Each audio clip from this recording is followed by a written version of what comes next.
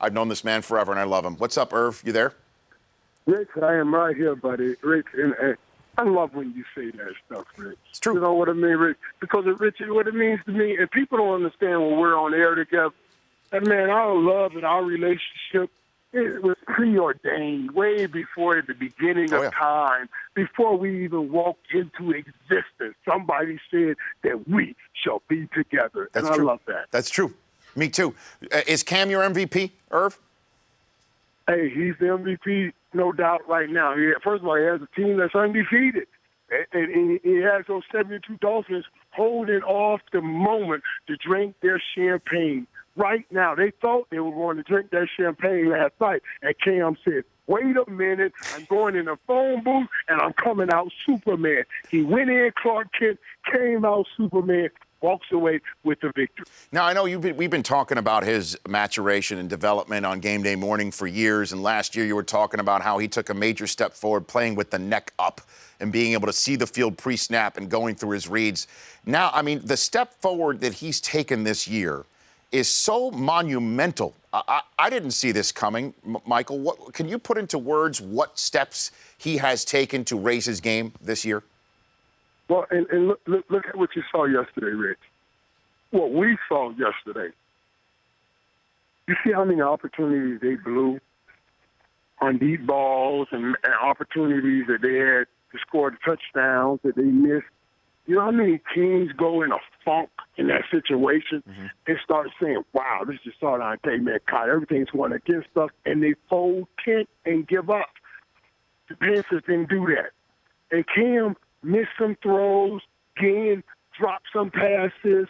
They missed some plays, but they never stopped pumping. They never stopped going. That's what made it good. Man, watching the game was incredible yesterday.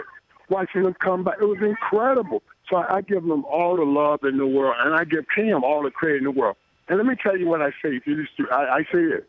We watch when Cam went on to win a national championship in the face of all that he had to deal with the rumors and the speculation and the media around his father and all of that stuff. He fought through all of that cloud to bring out a shiny day. All of that cloud stuff, and he was down as they went towards the championship. Teams get him down 20 points, he'd come back and fight through. I said then, wow, this dude is going to be special. When he get in the league and learn the game and learn the NFL game, he's going to be special because you saw his leadership qualities then. And his leadership qualities are tantamount to Tom Brady's leadership qualities. And I always say there's no division in leadership, but there are levels in leadership. And Tom Brady and Cam Newton, from the quarterback position, give their team the emotional leadership.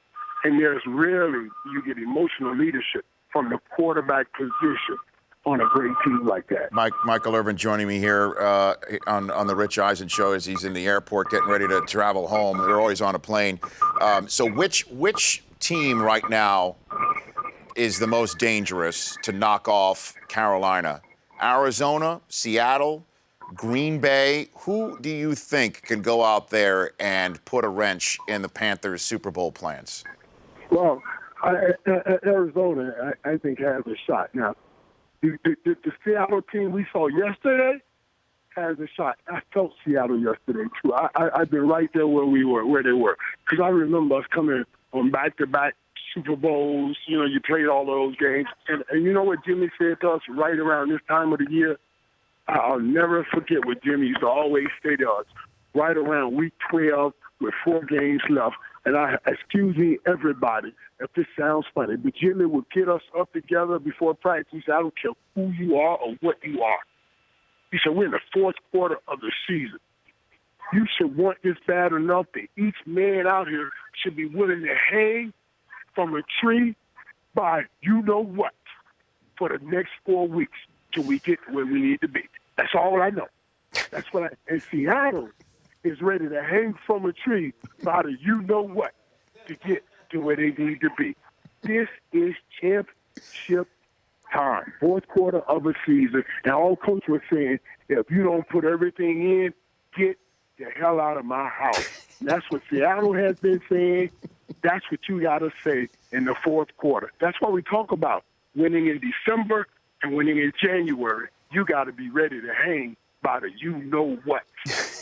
Before we get to a little bit more of the past, we got a couple minutes before we get to tonight's Monday night game. The poll question at RichEisenshow.com from Michael Irvin. Read it to him, Chris Brockman. Go for it. Read it to him. All right, Irv, which 10-2 team is the best in the AFC? Bengals, Broncos, Patriots. Which one do you think?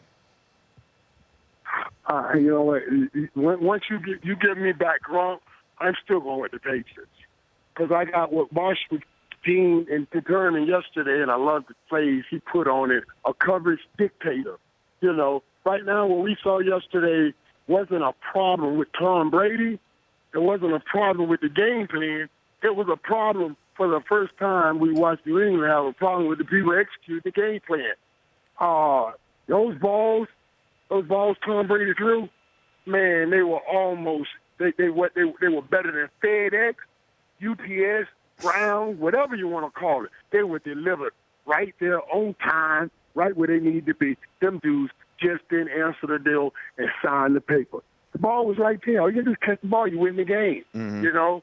But you're missing those players. So when Gronk comes back, he raises the level of all of that. I still, you give me, I'll take right now New England over any team in the AFC right now because I know Grunk's coming back. All right, Irv, I got a couple more minutes left. What's your favorite memory from the Cowboys-Redskins? What's your favorite memory from that?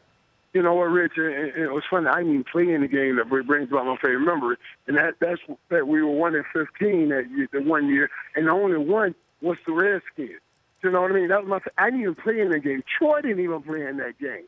You know, but that's my favorite memory because it tells you that when Cowboys and Redskins play, doesn't matter what the record is. Doesn't even matter.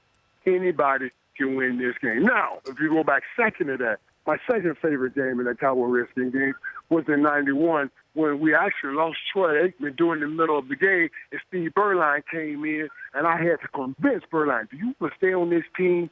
If you want to be on this team, man, I don't want you to be afraid of Darrell Green. I want you to attack Darrell Green. That's the only thing that will make you what you've always really wanted to be. And we attacked Darrell Green, I think, let me get it right, man, because remember I had some concussion, but I think for like about 9 for 140 that game with Steve Berline. We won the game. Berline went on, signed a big deal with Carolina Panthers, got him a lot of money. I like to think I got him paid. I tell him all the time, can you please send me some of his check to my bank account? He doesn't believe he owed me money, but that's my favorite memory. Well, you know, and Colt McCoy, backup quarterback, won it last year. And if your backup quarterback wins it tonight, Irv, Cowboys just won out. This thing's not over. This thing's not over. You see that? You understand? You understand? We ran off 5 games in a row with Berline, a backup quarterback. And the Cowboys couldn't win one with the backup quarterback. That's what, oof. And it's so sad because everybody else won the game with their backup quarterback. That's why, you know, we got to get back in the hunt, get back in the game, and find somebody to back up Tony Romo because we don't have him. Well, what if Manziel pops free this offseason, Irv? Would you want the Cowboys to get on Johnny Manziel? Absolutely. Everybody, I don't care what you say, how you figure it out, absolutely. I know. Hear me out, Rich. Mm-hmm. I know how good the people in Dallas can be to a person that's trying to do right. I know how good they can be. I've seen it. I've experienced it firsthand.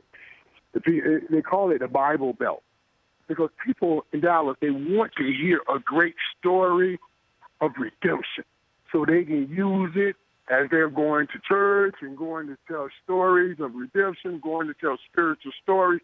They love those stories, and they love it when it's around the Dallas Cowboys.